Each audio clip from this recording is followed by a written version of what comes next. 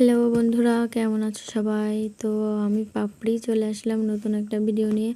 আজকে বানাবো হচ্ছে মাটির চুলা। তো ভাবলাম তোমাদের সঙ্গে একটু শেয়ার করি। তো এই যে দেখো বসে পড়েছি চুলায় মাটি দিতে। 3-4 দিন আগে মাটি একটু দিয়ে রাখিছিলাম, তো মাটিটা ফেটে গেছিলো শুকাইয়ে, এই জন্যে আবার উপর দিয়ে মাটি দিয়ে এজে দিচ্ছি। তো এই যে দেখো আমার অনেক দিনেরই আশা ছিল আমি একটা মাটির চুলা বসাবো।